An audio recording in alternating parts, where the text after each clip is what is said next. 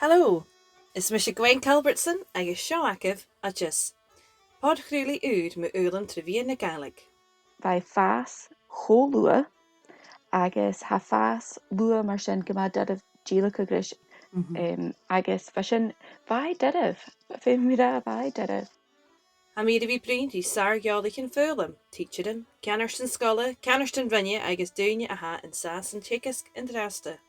sé bhí critsin go bhfuilú macailiúr, go bhfuilú Gaelic agat macailiúr agus máhair son airtas a dhéanamh hit agat ar a dhéanamh. So sé misneach a hibh can an gwen a bheit mí amachir, ach sin céiste ha chu dragad mór an hit siran.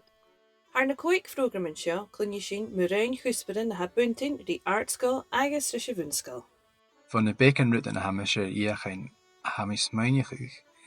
Gre engen rutten skuter mi sé vi tjekisch kan an social te gaif. Ha misise a bhí nam hittir bunscoil, nam cheannart, agus ha mi bhí an sas an de léisaigh agus cruaigh gadas an líteris.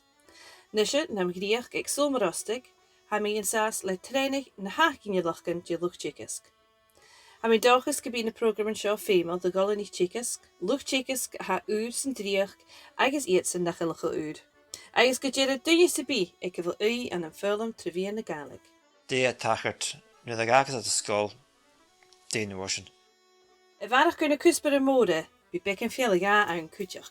Ha mar rut car virtual, mar neach tjekiske virtual a viachke. Dúra son an stúdú an fein godal.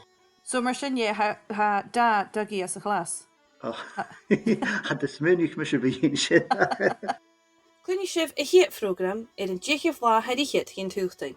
Le bhí leintain achas ar Spotify, Apple Podcast nó achas a bíala fad an féisiú nar Pod-chraoladh, cúmsúil ar achas pod, ins na mian an social ta cúteach. Hí sin an nuair sin sibh.